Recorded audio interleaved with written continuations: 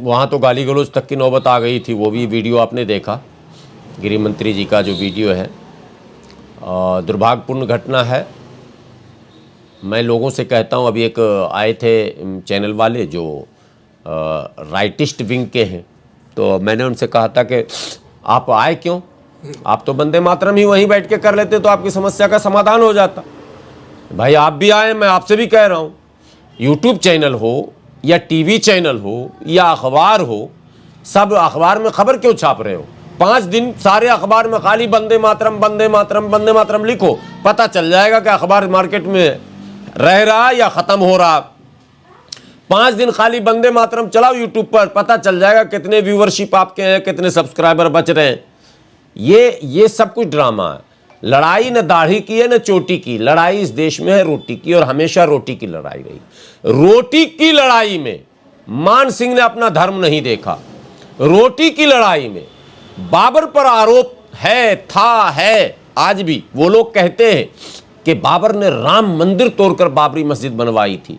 आपने भी सुना होगा, बाबर और अकबर के बीच सिर्फ 50-60 साल का गैप है, यानी हम लोग की उम्र जितनी है उतना ही गैप है, लगभग 50 साल।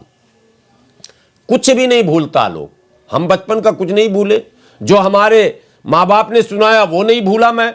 हमारे माँ बाप 50 साल और पहले की बात सुना रहे थे, तो फिर ये मान सिंह कैसे भूल गए, टोडरमल कैसे भूल गए, तानसेन कैसे भूल गए, बीरबल कैसे भूल गए कि जिसके दरबार में हम बैठे हैं, जिसकी सरकार हम चला रहे हैं, जिसको हम ग्रेट बना रहे हैं, इसका दादा राम मंदिर तोड़ा था।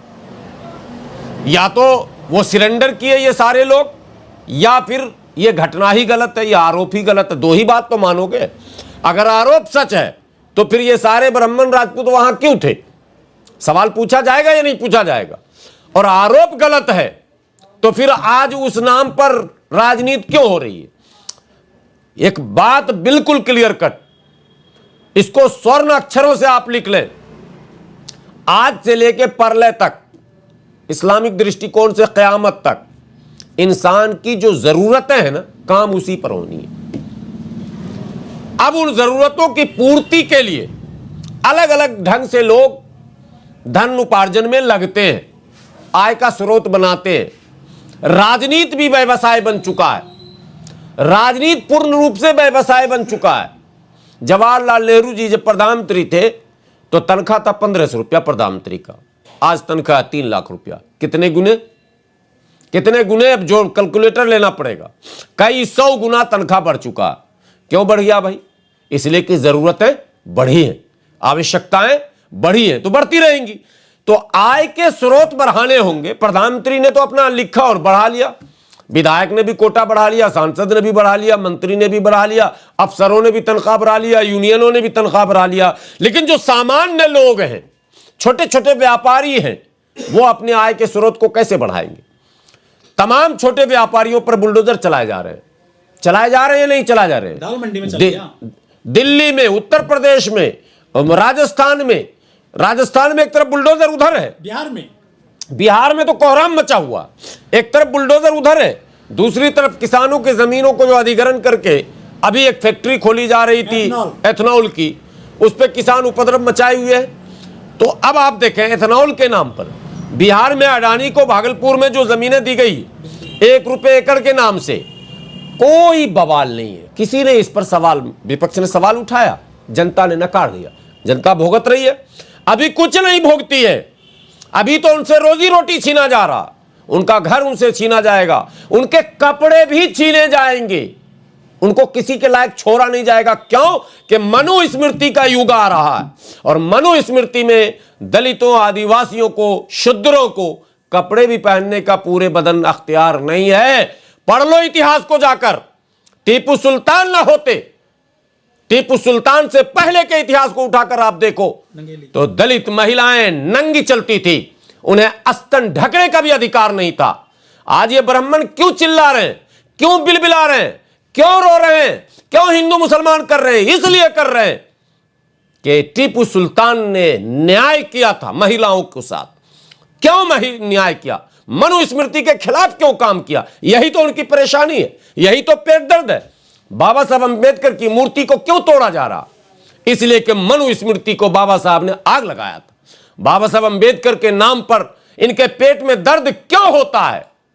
इसलिए दर्द होता है कि जब अंबेडकर साहब का नाम आएगा तो यह भी याद किया जाएगा कि मनुस्मृति दहन भी हुआ था। मैं यही बताना चाहता हूं। यह बुलडोजर अभी फिर 25 दिसंबर आएगा मनुस्मृति दहन दिवस। मैं बताना चाहता हूं देश के लोगों, ये वंदे मातरम, ये बाबरी और राम मंदिर, ये काशी और मथुरा, ये हिंदू और मुसलमान, ये गीता और कुरान, इसमें आपको उलझाकर इनडायरेक्टली संविधान को कमजोर करके तो टोटल कॉन्स्टिट्यूशनल इंस्टीट्यूशन को बर्बाद करके, टोटल संवैधानिक संस्थाओं को कमजोर करके, अदालतों पर पूरी तरह से हावी होकर और अदालतों के द्वारा ही, यानी संविधान को मिटाएंगे संविधान के द्वारा और एहसास नहीं होने देंगे, आपको उलझाकर इधर रखेंगे। देखो देखो देखो मुसलमान, देखो देखो देखो मुसलमान, 2047 में इस्लामीकरण होने वाला, जल्दी से हिंदुओं एक हो जाओ, और एक करके आपको नंगा करके छोड़ेंगे। उसी रास्ते पर लाया गया। क्यों नहीं बुलडोजर बड़ी बड़ी फैक्ट्रियों पर क्यों नहीं चल रहे? मुंडका चले जाइए, घेवड़ा चले जाइए, टिकरी बॉर्डर चले जाइए, गाजियाबाद चले जाइए, गुड़गांव चले जाइए। हजारों फैक्ट्रियां बड़ी बड़ी हैं जो अनऑथराइज्ड बना दी गई हैं। पॉल्यूशन के जो रूल्स है वो नहीं फॉलो किए जा रहे हैं। तमाम अरावली की पहाड़ियों पर बड़े बड़े धन्ना सेठों ने कब्जा कर लिया, लेकिन गरीबों पर बुलडोजर चलाए जा रहे हैं। छोटा छोटा धंधा करने वाला कोई कानून नहीं, सारे कानून बनेंगे। ये आज सीए पास हो रहा तो कल एनआरसी पास हो रहा, तो आज एसआईआर पास हो रहा तो कल 370 हो रहा तो 375 हो। अरे रेहड़ी पटरी वालों के लिए कब कानून बनाओगे? उनके रोजी रोटी की गारंटी कब दोगे? यह सवाल नहीं किया जा सकता। सारे रेहड़ी पटरी वाले आज अनाथ की तरह घूम रहे हैं। आए दिन बुलडोजर, आए दिन स्थानीय अथॉरिटी, एमसीडी, तो डीडीए, तो जीडीए, ये सब मिलकर इनको दबोच लेते हैं। इनके रेहड़ी को कुचला जाता है। आपने वो फोटो वीडियो नहीं देखा? अंधे हो गए क्या आप? इनकी रेहड़ियों को कुचले जा रहे हैं, इनके फल और सब्जियों को सड़क पर बिखेर दिया जा रहा, इनके जीने के वो ठिकाने और आशियाने उजाड़ दिए जा रहे हैं। आप जाग नहीं रहे हो, अभी भी आप हिंदू मुसलमान बन रहे हो।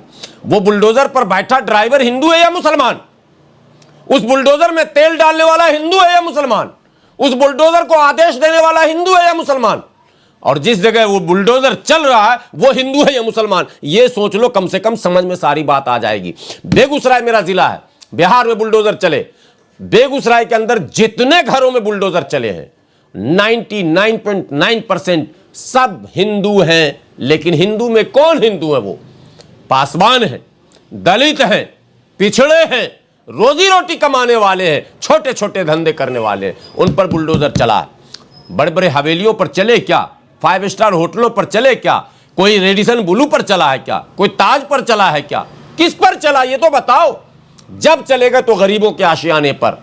यह सोचना पड़ेगा कौन सी सरकार चाहिए, कैसी व्यवस्था चाहिए। उस व्यवस्था को आप अगर सपोर्ट करोगे, जिस व्यवस्था को अभी कर रहे हो धर्म के नाम पर, तो अंजाम और भी बुरा होने वाला है। ये लिख के ले जाओ आप। लेकिन सर जो बीजेपी वाले हैं, संघीय, उन्होंने 52 साल अपने ऑफिस पर झंडा नहीं फहराया। वो राष्ट्रगान की बात कर रहे हैं, वो जो है वंदे मातरम की बात कर रहे हैं। वो तो राष्ट्रीय यार आप भी लगता है नेहरू जी के आदमी है क्या?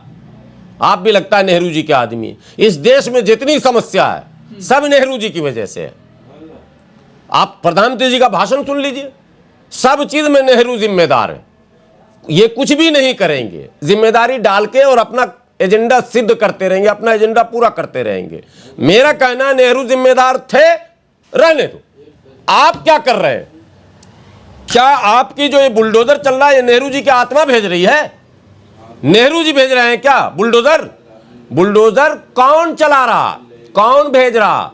ये सवाल पूछिए तो इसका जवाब नहीं इनके पास। और ये बुलडोजर राज स्थापित क्यों हो रहा है? नेहरू की वजह से। और ये रेहड़ी पटरी पर लोग हैं नेहरू की वजह से। सरकारें कितनी आई गई, कई बार इनके कानून का प्रयास हुआ, कई राज्यों में कानून बनाए भी गए। पश्चिम बंगाल में है बुलडोजर अभी तक नहीं चला। आप सुना पश्चिम बंगाल में बुलडोजर नहीं चल रहा? वहां जाइए, कलकत्ता देश की के बड़े महानगरों में उसका नाम है, कलकत्ता में इतने इतने बड़ा बर्तन लेकर भी लोग सड़क पे किनारे करके 500,000 रुपया कमा रहा। कोई कुछ बेच रहा, कोई कुछ बेच रहा, कोई डिस्टर्ब नहीं। कलकत्ता में इंसान नहीं रहता क्या? सारा इंसान दिल्ली में ही आ गया क्या कि सबको डिस्टर्ब होने लग गया? लेकिन वो कह रहे हैं कि मुस्लिम क्यों ना बोलते हैं वंदे भारत, वंदे मातरम क्यों नहीं गाते? नहीं, वंदे मातरम है क्या चीज? क्या है? राष्ट्रगीत है। तो गीत है तो है, जब समय आएगा गाया जाएगा। अरे राष्ट्र गीत ही है ना, तो इस सड़क पे घूम के गाते रहे। गीत शादी में गाया जाता हम लोग के यहाँ। अब मैयत में अगर कोई गीत गाने लगे तो लोग उसको पागल खाने भेज देगा पकड़ के। भाई हम मैयत का माहौल है हमारे साथ। राष्ट्रीय गीत है सर। राष्ट्रीय गीत राष्ट्रीय कार्यक्रम में गाया जाएगा। जब कोई कार्यक्रम राष्ट्रीय होगा तब ना गाया जाएगा। हम रो रहे हैं, हम रो रहे हैं, हम परेशान हैं। बच्चों को पढ़ाएं कैसे? उसका ट्यूशन फीस कहाँ से लाएं, उसका स्कूल फीस कहाँ से लाएं, उसका ड्रेस कहाँ से लाएं, उसकी पुस्तक कहाँ से लाएं, उसका नोटबुक कहाँ से लाएं, उसकी कॉपी कलम और किताब का इंतजाम कहाँ से करें, उनके कपड़े का इंतजाम कहाँ से करें, उनके यातायात का इंतजाम कहां से करें? और आप हमको जबरदस्ती करें वंदे मातरम गाओ, तो आप ही गा लो ना, गद्दी हमको दे दो, आप वंदे मातरम गाओ। 150 साल बाद क्यों निकला जिन ये राज? अरे फिर निकलेगा कुछ 15 दिन 20 दिन के बाद फिर एक जिन निकालेंगे। इनको उलझा के रखना है। बंगाल में बनेगी बाबरी मस्जिद सरफ। अरे आप क्यों उस चक्कर में पड़ रहे हो? वो तो भाजपा हर जगह बनवाएगी बाबरी मस्जिद। लेकिन योगी ने मना कर दिया कि हम शिलान्यास में जाएंगे नहीं, हमको बुलाया गया है बाबरी कहाँ? यहाँ पे अयोध्या में। नहीं, यहाँ तो बन ही नहीं रहा, बनेगा भी नहीं। यहाँ स्थानीय लोगों ने अभी उसमें कोई रुचि नहीं दिखाई, आपत्ति है उनकी, तो इसको तो आप छोड़ दीजिए। ये बाबरी मुद्दे को, चूंकि बाबर के जो औलाद हैं वो बाबर प्रेम का इजहार करेंगे। बाबर के औलाद कौन है, अकबर के औलाद कौन है, हुमायूं के औलाद कौन है, जहांगीर के औलाद कौन है, शाहजहां के, और सबको पता है। बार बार एक ही मुद्दे पर बात नहीं होनी चाहिए। एक लाइन की बात है कि पूरे मुगलों में कहीं भी भारतीय मूल का कोई बंदा नहीं है, उनकी पत्नियां नहीं है, उनके क्या कहते हैं कैबिनेट में नहीं, उनके सहयोग में नहीं, उनका मुंशी नहीं, उनका मैनेजर नहीं, उनका सेनापति नहीं, कुछ भी हम नहीं है। सब यहाँ के ब्राह्मण और राजपूत ही हैं। तो कहीं ना कहीं उनका ही रिश्ता आज भी वो अपने पूर्वज के नाम को जीवित रखने के लिए रोज नए नए नारे लाएंगे। कभी अकबर के नाम पर, अकबर के नाम को पोतरा, कौन पोतरा? राजपूत पोतरा। उससे पूछो कि तुम खुद, तुम्हारा तो ब्लड रिलेशन है यार, तुम अकबर रोड पर जाके वो काली क्यों पोत रहे हो अपने दादा परदादा के नाम पर? तुम्हारा रिश्ता नहीं है, इनकार करके हमको दिखा दो जरा। खून का रिश्ता है। खून का रिश्ता है, सिर्फ प्रशासनिक रिश्ता ही नहीं है, रोटी बेटी का रिश्ता है। उसके बाद मिटा के, और दरअसल मिटा नहीं रहे वो उस पर डिबेट चाहते हैं। नाम मेरे पूर्वज का मिटाओ मत, ठीक है, लेते रहो, इसे वो इस देश में चलाते रहेंगे और वो हमारी तरफ ठोक रहे हैं। यहाँ का जो बहुसंख्यक बेचारा ये इतिहास पढ़ नहीं पा रहा, इसको पढ़ना पड़ेगा। दलितों को इतिहास पढ़ना पड़ेगा कि भाई तुम्हारे साथ हांडी और क्या कहते हैं झाड़ू का व्यवहार किसने किया था, तुम्हें पानी पीने से कौन रोक रहा था? अरे इस्लाम आया, वायलेंस हो गया, और इस्लाम आया तो इस्लाम में कौन गया? इस्लाम में यहाँ के वही मार्जिनलाइज्ड लोग सेक्शन गया था, वही अपेक्षित और पीड़ित और परिवार गया था, जिसको समाज में बहिष्कृत कर दिया गया था। वही लोग इस्लाम में चले गए, वही लोग क्रिश्चियनिटी में चले गए, वही लोग सिखिज्म में चले गए। तमाम लोग जा रहे हैं और जाते रहेंगे। वही लोग अब बौद्धिज्म में भी जा रहे हैं फिर से दोबारा। तो इसलिए ये सिलसिला नहीं रुकेगा। दरअसल मुताला, स्टडी और अध्ययन बढ़ाइए, देश को बचाइए।